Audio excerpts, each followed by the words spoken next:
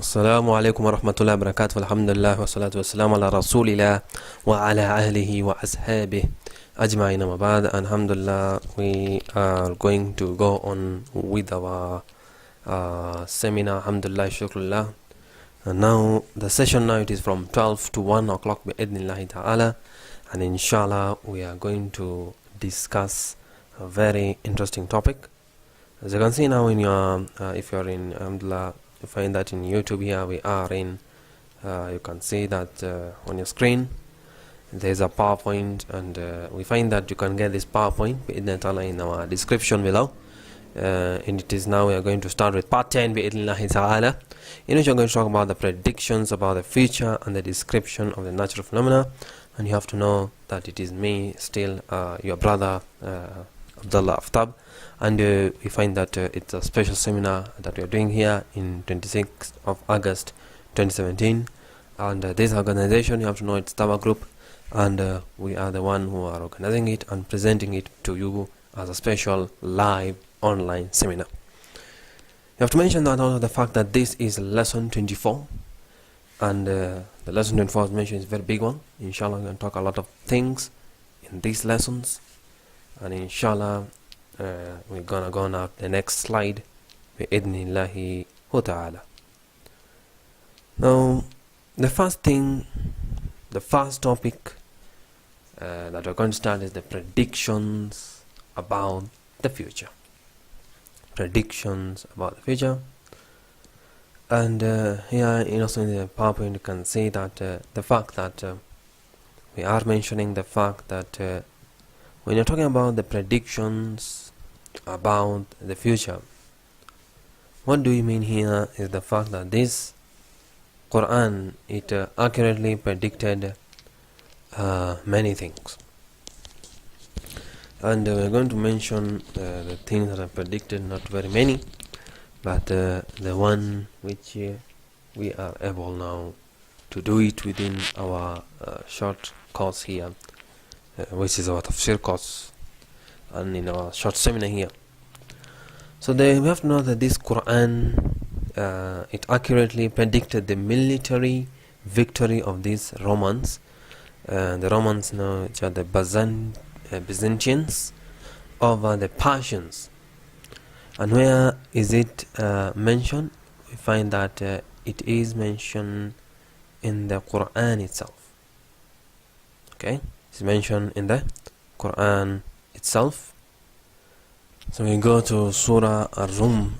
We can get this point here in chapter number 30, and the verses number 2 to 4, and it says, أعوذ بالله من الشيطان الرجيم غلبت الروم في أدنى الأرض وهم من بعد غلبهم سيغلبون في بضع سنين لله أمر من قبل ومن بعد ويومئذ يفرح المؤمنون.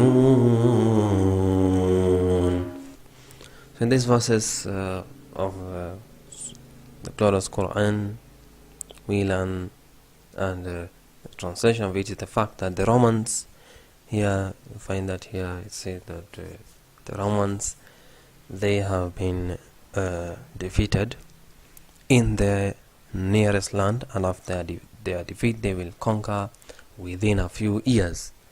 And we have to know the Surah Rum in itself, it is the story, the Rome, it is the Romans, talking about the Romans.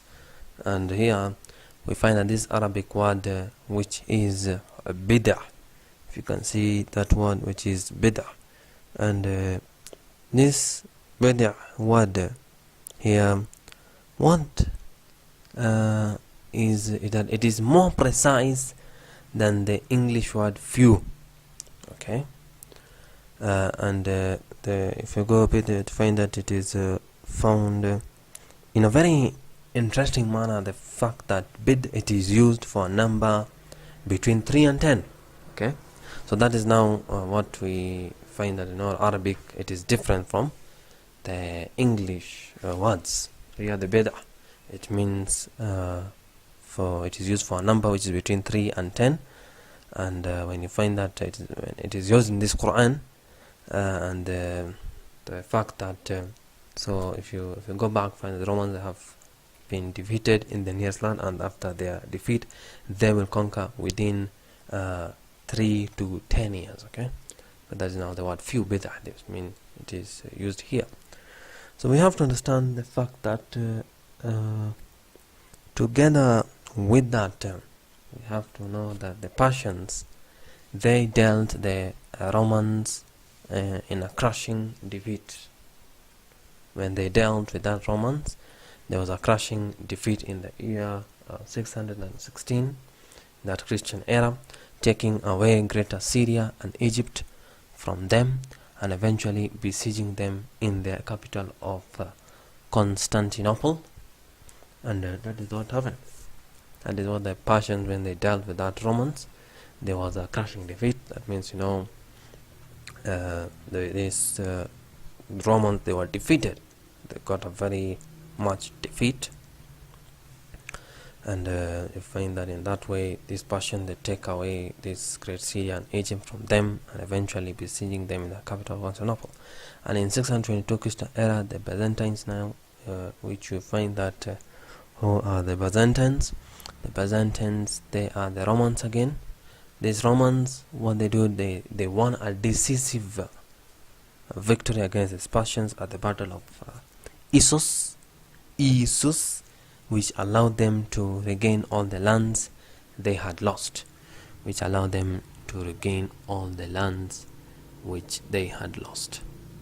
And you can see that one in the English translation, the Holy Quran, the English translation of the meaning and commentary, page 1202 to 1203.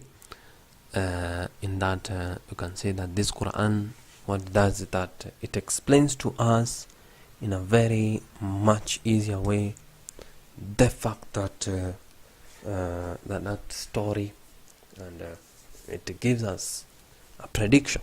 Yeah, it gives us a prediction, and that is why we say that the Quran in itself is a miracle.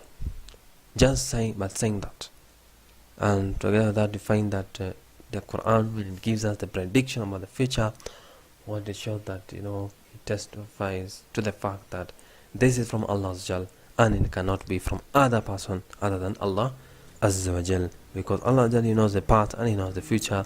And when the Quran, it predicts about the future events, this really shows us the fact that the Quran is a very important book, and the Quran is a book that has a lot of things, not only guiding the humankind, but it also has other things, inshallah, and that's what we're talking on about. So we go ahead, and we find that we've already talked about the first point in our PowerPoint. If you can see that the Quran accurately predicted the military victory of the Romans over the Persians, and we saw it. Now I want to see the other, which is now the Quran. We find it also accurately predicted that the Muslims, they will be able to enter Mecca peacefully in order to make the Umrah, which is the lesser pilgrimage. So what is that? And gonna explain it in a detailed manner. We have to know that now we are in the days of very important days, 10 days of Dhul Hijjah, in which we expect that the people, they learn the fact that the Deen of Islam, it tells them to do something during these days, and we have to understand them. And before that, we have to understand this point here, mentioned here. So we go to the Quran in Surah Al-Fath, chapter number 48 and verse number 27. So it says, أعوذ بالله من الشيطان الرجيم لقد صدق الله رسوله رؤيا بالحق لتدخلون المسجد الحرام إن شاء الله آمنين محلقين رؤوسكم ومقصرين لتخافون فعلم ما لم تعلموا فجعل من دون ذلك فتحا قريبا. So in this verse of Surah Al-Fath, what does it teach us? It says that indeed Allah Azza Jal, He shall fulfill the true vision which He showed to His Messenger Sallallahu Alaihi Wasallam. And here Prophet Sallallahu Alaihi Wasallam, we find that he saw a dream that he had entered Makkah along with his companions, having their head, that is meaning their hair shaved and the cut short. And in very truth, certainly you shall enter Al-Masjid Al-Haram, inshallah, that is if Allah wills, secure, some having your head shaved and some having your hair cut short, having no fear. And Allah Azza, He knew what you knew not, and Allah Azza, He granted besides that a near victory. So here, alhamdulillah, I find that there is a story behind this, and I want to mention the fact that the prediction here, which is mentioned in the Quran, it came in the middle of a long battle war which was between the Muslims and the idol worshippers who they ruled Makkah. And it also promised the Muslim that if they fulfill that conditions of complete faith and good deeds, that Allah Jal, they will deputize them to rule the world and will establish their religion and replace the fear they were currently living in with security. So we find that that is what happened, and we find that Allah Jal is telling to them now the fact that Prophet he saw a dream, that you're going to go to Makkah to do the pilgrimage. And inshallah, Allah Jal, He fulfilled that wish, and that's what happened. And inshallah, we're gonna go back. There's a surah. Go to Surah An-Nur, chapter number 24, and verse number 55. There is a little bit. So let me recite the verse so that I can explain in a good way. أعوذ بالله من الشيطان الرجيم وعد الله الذين آمنوا منكم وعملوا الصالحات لا يستخلفنهم في الأرض كما استخلف الذين من قبلهم ولا يمكنن لهم دينهم الذي ارتضى لهم ولا يبدلنهم من بعد خوفهم أمنا يعبدونني لا يشركون بي شيئا ومن كفر بعد ذلك فأولئك هم الفاسقون.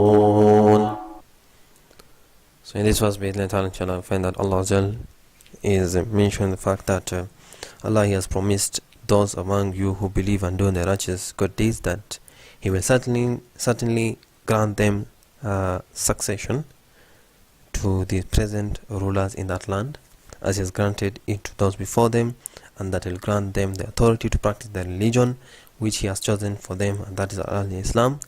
And He will surely give them in exchange a self-security after their fear, provided they believers they worship Allah and did not associate anything in worship with me. But whoever disbelieves after this, so they are fasiqun, those people who are rebellious and disobedient to Allah Azza Jal.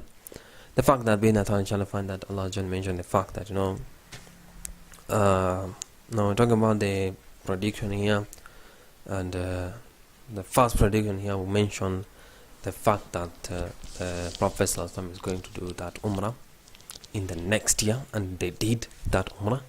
That prediction, it came right. And then another prediction here, inshallah, is the mentioning of the fact that they are going to rule the world.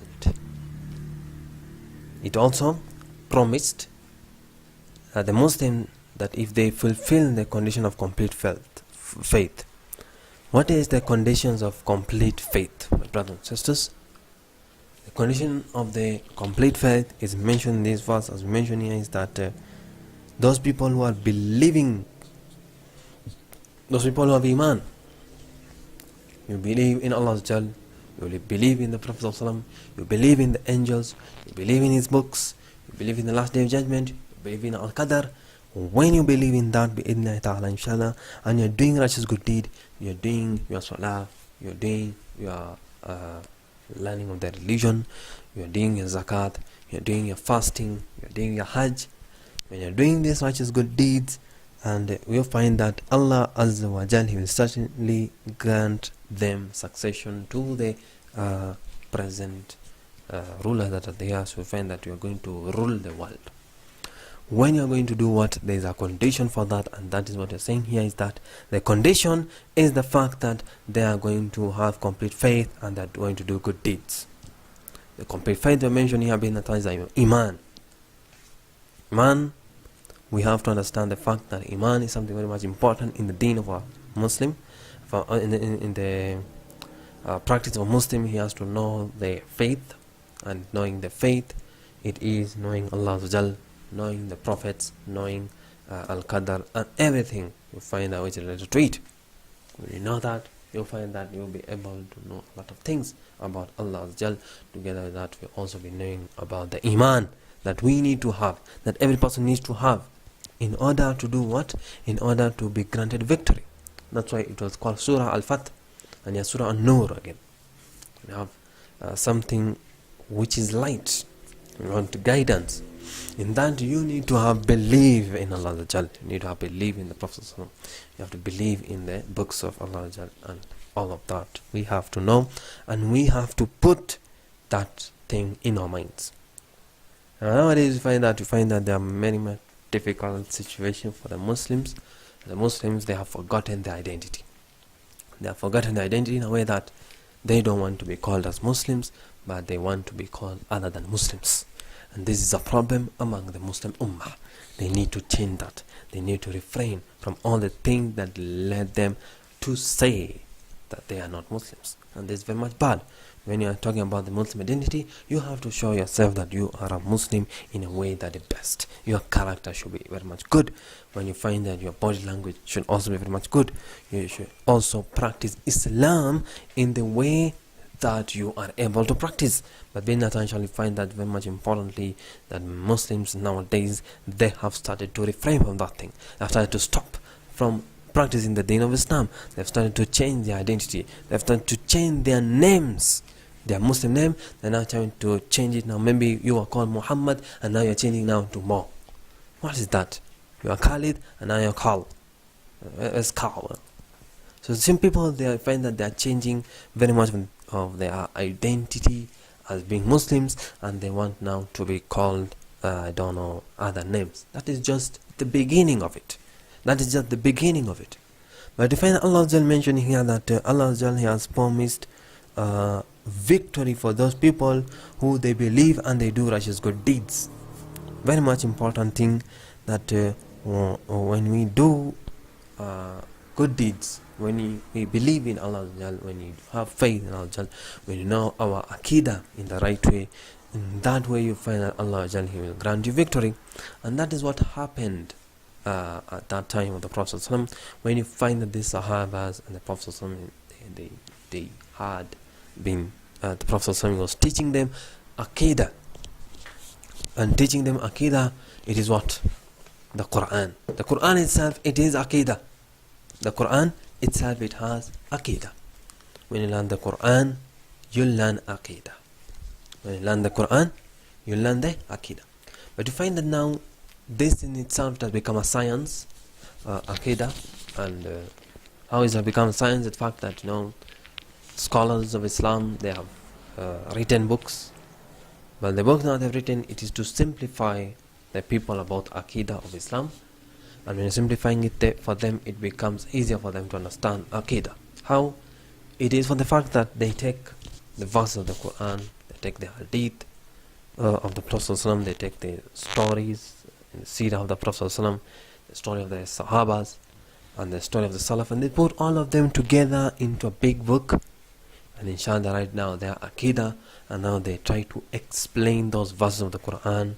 They try to explain the hadith of the Prophet ﷺ. They try to explain the stories, the seerah of the Prophet ﷺ in it, even some of the stories. They try to explain even some of the story of the Salaf Saleh. And in that way, you find that they are teaching you also Aqidah. But now, that's now the simplified way that they are doing. So alhamdulillah, you find that if you go back to our PowerPoint here, you find that we have talked about that prediction, the fact that the Quran, it has accurately predicted that the Muslim, they will be able to enter Makkah peacefully in order to make Umrah, and they did it, and that's what exactly happened. And also another prediction we have mentioned here, the fact that the Muslim, that it also promised the Muslim that if they fulfill the condition of complete faith and good deeds, that Allah will deputize them to rule the world and will establish the religion and replace the fear they were currently living in with that security. And you find that also that is what exactly, and that is what precisely what happened. And this shows the fact that the Quran it predicted the future events, and for the fact that we need to know it, and we need to understand that there are some verses of the Quran, like the one which I mentioned in Surah Rum, chapter number 24 and verse number 55. It mentioned a future, it predicted the future event, one of the future events. So inshallah, I want to go now ahead, and we go now to our next slide, and that is slide number 3 bi'idhnillahi ta'ala. And now we are going to go to another topic which is now called the description of the natural phenomena. Descriptions of the natural phenomena. Find that this Quran itself, it has the description of the natural phenomena. And what we say that the Quran itself, it calls the audience, or we can say that it calls the reader, the attention, to numerous natural phenomena that are indicators of Allah's power, wisdom and mercy, etc. So we find that the Quran, when it is calling the audience or the reader, someone who is reading the Quran, he may find that there is a description of one of the natural phenomena. And when he reads it, and you find that he sometimes becomes shocked, how comes it is talking about a natural phenomena, and why it is talking about this is to indicate a fact that it is an indicator of Allah's power. When you know the natural phenomena, it indicates Allah's power. You find that there is day and there is night. This is an indication of a natural phenomena from Allah. Very much indicated the fact that when you see there is daylight and then there is night, this shows and it indicates that Allah is there, and He has power to do everything and anything. Okay, and nothing is impossible within Allah's motives. He can do anything. He can do anything. So when you say there is daylight and there is night, this itself is a natural phenomena. But now inshallah, also the Quran itself, when it shows this natural phenomena, it is showing the fact that Allah has wisdom, and for the fact that we find, if we go to our own body, we find that there's a wisdom in it for Allah to create such a body in a precise way and in a fantastic way. And how is it like that? We find that we, our own selves, we need to eat. And why we need to eat, it is to be able to do our work in a right way and in a fantastic way, to do our ibadah in a right way, in a fantastic way. When we are able to do our ibadah in the right way and in the fantastic way, this is due to the fact that Allah He has given us the food, and everything again comes back to Allah. The food, it is from Allah. How? Let us take an example. Find that before let us just go ahead and mention the fact that when talking about the food, where does the food come from? The food in itself, it comes from the crops. The crops, you find that they are there, and some of the food, they come from the animals, like we have the cows, we have the goat, we have the sheep. And again, this goat and sheep and cow, they eat the what? The crops, the grasses, and everything that they eat. When they eat that, now the crops, where do they come from? The crops, they come from the ground, the earth. And again, you find that the earth, it is created by Allah, and from that we get our food and our drinks. The drinks, it comes to the milk, which is from the cow, and you find that maybe you have tea, you have coffee, all of this come from the cow. And alhamdulillah, shukrullah, you find also this, they eat the crops. It's from Allah again. So back all of them, we find that all of them, they come back to Allah for the fact that Allah is the one who is granting us all of these things. And the purpose of all of these things, it is for us to satisfy ourselves. And to satisfy ourselves, when we are able to satisfy ourselves, we are able to give thanks to Allah. And after giving the thanks to Allah, we are able to do our worship in the right way, bi-idhnillahi ta'ala. So we have talking about the fact that when we see our body itself, how is there a wisdom in our own self?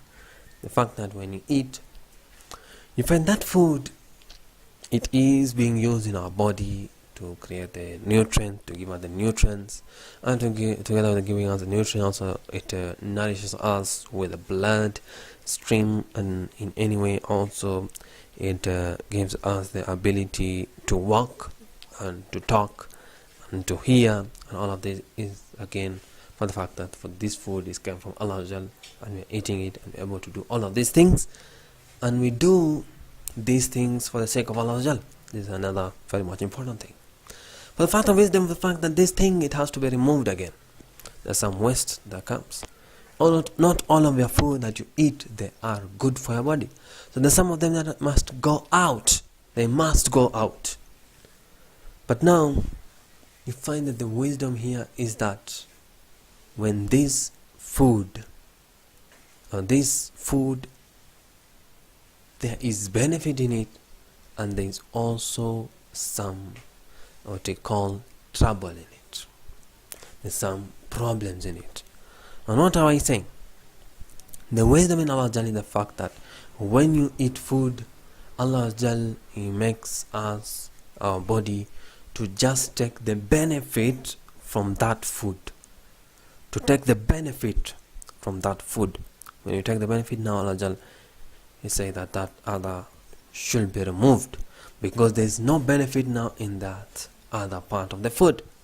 Are we together? So here again, it's showing us the wisdom of Allah, the fact that Allah is only allowing us to take that thing which is beneficial. It doesn't allow us to just stay with that waste in our body. Find that if waste, it stays in our body, it becomes very much difficult for a person to live. He cannot live with the waste within his body, because you find that he may die eventually, because the fact that waste is not beneficial to his body. It has to be removed. whether it is in form of water or it is in form of other solid wastes. And you find that all of this is in Allah's wisdom and Allah's mercy. Together with that, when we see there's a description, when there's a description of natural phenomena, as we know that the humanity understanding of the working of this natural, it has increased, and the miraculous nature of this Quranic description, it has become manifest. You find nowadays there have been very much of technologies, and the people that being the human, that being able to understand the working of this natural phenomena. It has increased in a way that people now they're able to understand why this is happening, why we need to remove the waste from our body, and there's a reason in it. Okay, and in that you find that when you find that this is mentioned in the Quran, this in itself becomes a miracle in itself, and it shows that the Quran in itself is a miracle from Allah Azza wa Jal, and it doesn't just contain the guidance for the humanity, but it also contains some of the miraculous verses which teaches us other than the guidance for the mankind, but also teaches us about the natural phenomena and other miraculous things. And you find that this is not the forum, as we know, this is not a seminar. Here we don't have a forum now to discuss for a detailed discussion of this issue, but we just have to mention a few examples as they are mentioned by the way of illustration. So we go to our next slide, and we are going to see now the example of this description in the glorious Quran. And you have to find that there are many verses that talk about the description of the natural phenomena in the Quran, but we are just going to describe some of them and not all of them, bi-idhnillahi ta'ala. So we're just going to have few examples as we mentioned here, and we're going to start with the one verse which is in Surah Al-Dhariyat chapter number 51, and the verse is number 47. Verse number 47. So it says, أعوذ بالله من الشيطان الرجيم والسماء بنيناها بعيد وإنا لمحسنون. This verse in the glorious Quran, it says, and when you go to the translation, it says that the heaven that I created by night, and verily I am expanding it. Again, we find that there's an Arabic word which maybe you have heard me saying, mu'si'un. This Arabic word mu'si'un, it is an active participle, and it indicates an ongoing action that is occurring at the present time. It's an ongoing action, an event is going on at the present time. That means, that word is saying like that, and it will continue even into the future. And it was not until now the invention of the spectrograph. We find that there is an invention of this particular technological equipment, which is a spectrograph. And when we see this spectrograph which is being used by the scientists, they try to use it, and together that invention of the spectrograph, and there was a development of a huge reflecting telescope that if you see that huge reflecting telescope, it was 100 in diameter, that Edward Hubble, he was able to discover other galaxies in 1926, and he documented it in 1927, the redshift of their spectra that indicates that they are moving away from ours. And in the Encyclopedia Britannica, he says about this that the implication of this discovery, they were immense, and the universe here long considered static, but it is now expanding. Expanding. You find that before, the people now, they thought that the universe, it was stationary. And you find that this thing, it can be found in the New Encyclopedia Britannica, volume 6, page number 114. You can go on that book and see a lot of things mentioned there. What I want to explain here bi'idhnillahi ta'ala is the fact that the Quran is mentioning that the universe, it is expanding. And before, the people, they didn't have this spectrograph, the reflecting telescope. They didn't have this type of things. And alhamdulillah, with the help of Allah, they were able to invent these things. And when they invented this type of equipments, they are able to discover more things which were happening outside the earth. And they go to the space. When you go now, above there, alhamdulillah. So when they discovered, they found that there are some things happening. Some of the stars, galaxies, they are moving away.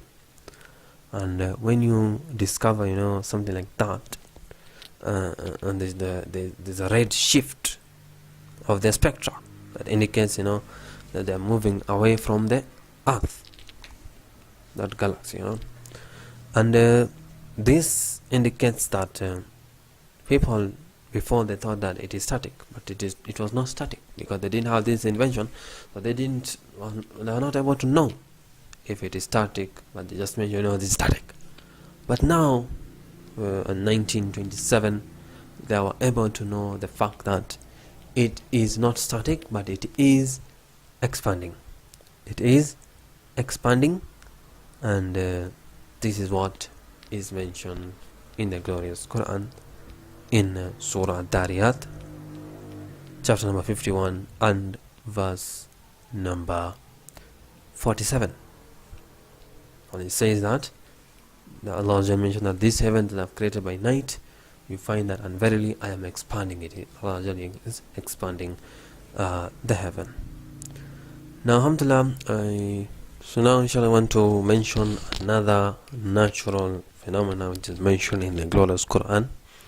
So we go back to our PowerPoint. Alhamdulillah, you can see that the second verse now, it is what now we are going to read.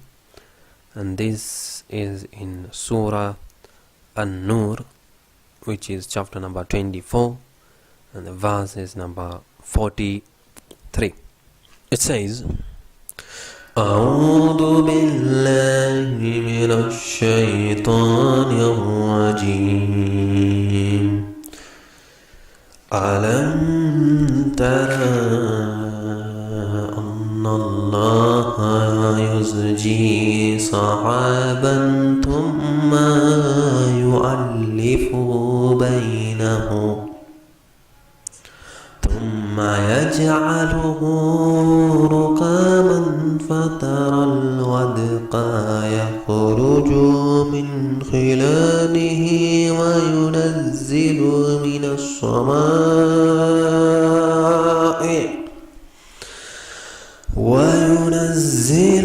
من السماء من جبال فيها من برد فيصيب به من يشاء ويصرفه عن من يشاء يكاد سنا برقه يذهب بالأبصار.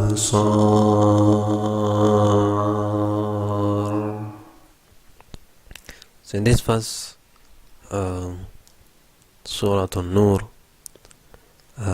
it says that have you not seen how Allah He makes these clouds move gently, then Allah joins them together, then makes them a heap? A very important question Allah is asking. And you then see now that there is a raindrop which is issuing from the midst, and Allah He sends down the hail from the sky, from mountains of hail, therein causing it to fall on whom He wills, and averting it from whom He wills. This is in Surah Nur, chapter number 24, verse number 43. And again, you find that Allah Jal is teaching us a natural phenomena here. And we find that there was a Gulf news of Friday of May 20th, 1997. It carried the following item, and they said that that the earth, it is bathed by a steady cosmic rain of previously undetected objects from outer space that pour vast quantities of water into the atmosphere, according to the startling new evidence which was released on Wednesday. And these objects, there were 20 to 40 tons of snowballs the size of 2-bedroom houses. They streak into the atmosphere by the 1,000 each day, and they disintegrate harmlessly 600 to 15,000 miles up, and they deposit large clouds of water vapor that eventually falls on the earth's surface as rain. And according to Louis Frank of the University of Iowa, he led the research team that for the first time has captured images of these objects taken at both the ultraviolet and visible wavelengths by Frank's specially designed instrument aboard NASA's year-old Polar spacecraft. So this story you can see in Gulf News, Friday, May 30th, 1997, page number 10. And we find that this is a very important story mentioned here. And but the fact that the people, they have understood that the Quran, it contained this invention mentioned even very much before, and they just came to recently to know it. That was in 1994.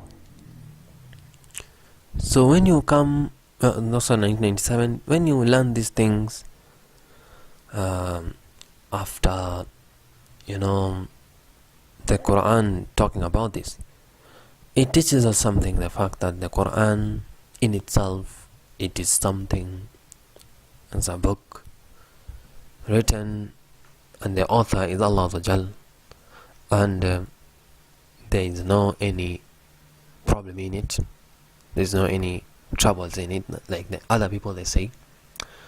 But finally the Quran, when it talks about the science, the modern science, people, they become shocked. Oh, this Quran is talk about a lot of modern science thing. And we have to know that this Quran, it just not only talk about the scientific facts, but more than that. So you find that this part that you're talking about, that have you not seen from Allah that He makes the clouds move gently, and that is now what they research here, and then it joins them together, then make them a heap, and you see the raindrops issuing from the midst, and Allah is the one who did it like that. And as the research, they came to learn of the fact of about the cosmic rain, and they learned that there are undetected objects from outer space, that they pour vast quantity of water into the atmosphere, and according to that new evidence mentioned that those are snowballs.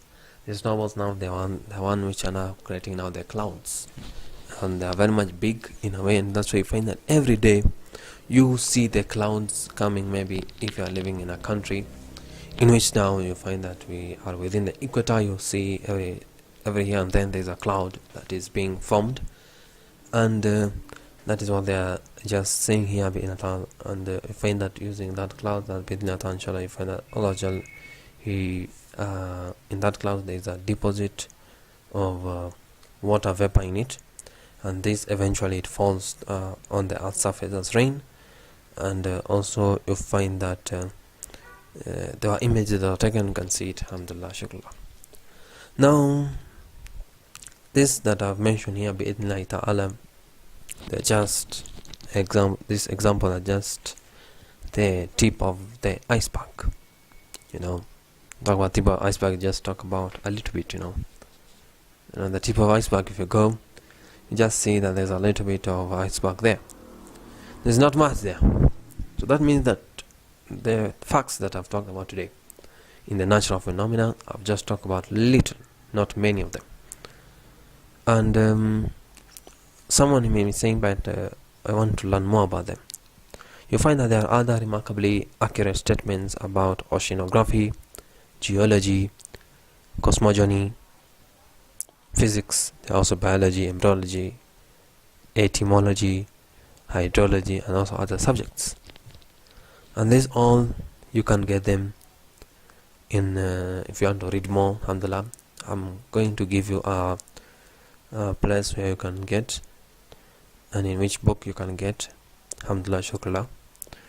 And this book, it is by Maurice Bucaille.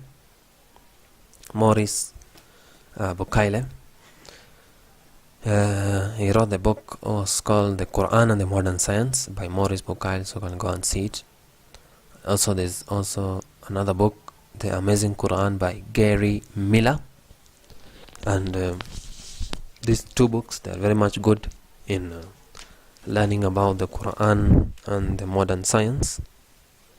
When you learn them, you will be very much astonished for the fact that the Quran has a lot of things explained in it, many things explained in it. And when you understand the fact that the Quran, it is not a book of science that you see, like we have the biology book of science there, the chemistry. No, the Quran, it contains these facts in it in a small proportion.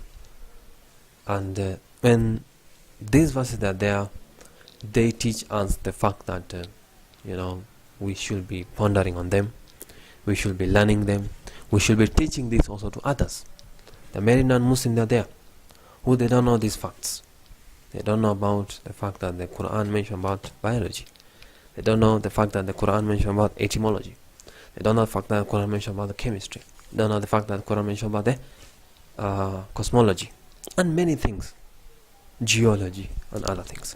You find that there are some of the shiuch who they have done these very much great works. One of them is Sheikh Zaghlul al-Nagar.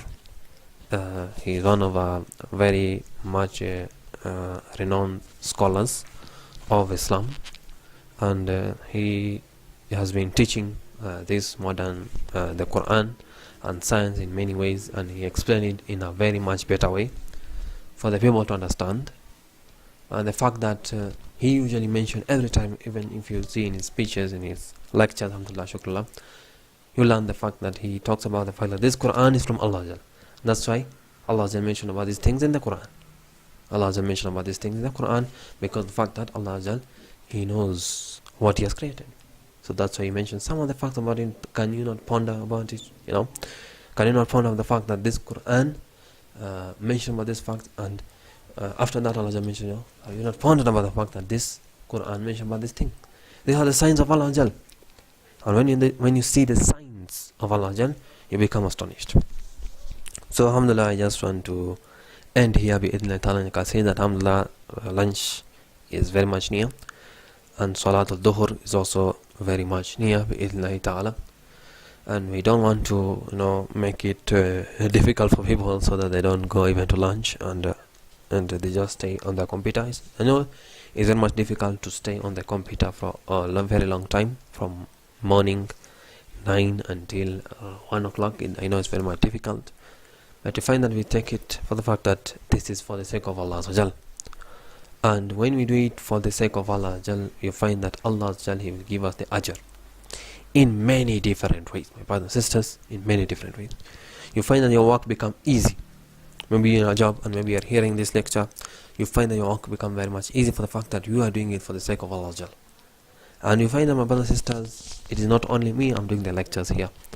There are also very much of the other scholars. I'm just, a person, a student of knowledge, trying to be a student of knowledge.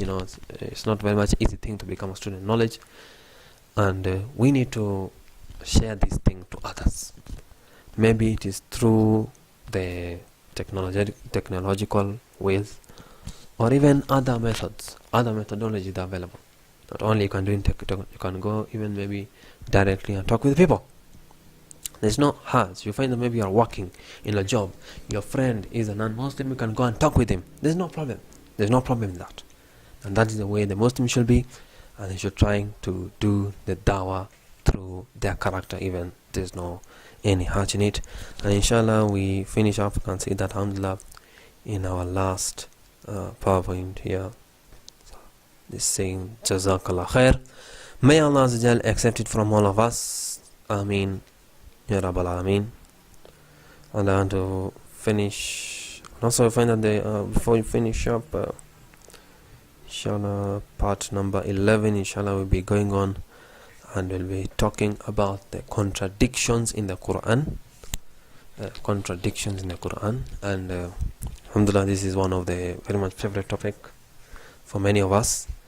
When you learn them, you understand them, you become very much you learn a lot about the Quran using this. So being that inshallah you can go alhamdulillah now to Salat al-Duhur, to your lunch alhamdulillah, going to masjid inshallah, and inshallah we are going to resume after 1 hour. That means inshallah at 2 o'clock we are going to start inshallah, and we are going to do from 2 o'clock bi'idhnillahi ta'ala to inshallah 3 o'clock, and then 3 o'clock to 4 o'clock inshallah, and then we will finish from there our lectures part. And then if there is any question on the session, if there is any question, then we will answer it from inshallah bi'idhnillahi ta'ala after Salatul Asr, and that may be inshallah be 5 o'clock inshallah to other time bi'idhnillahi ta'ala, and that will be very much good for us. And if there's no any question, we will stop at 4 o'clock inshallah, and that will be very much good and correct. May Allah accept from all of us. سبحانك اللهم وبحمدك أشهد أن لا إله إلا أنت أستغفرك وأتوب إليك والسلام عليكم ورحمة الله وبركاته. في صبر وترجو رحمة تسري فعاش القلب إخلاصا وصرت تحوم كالطير تحلق في ثقافات وتنهل من ربى الخير ترى ما زلت تذكرها وتذكر روعة الذكر فيهدي القلب ألحانا شذاها يفوح بالصدر ويصفو العلم راقراقا ويسقي دوحة العمر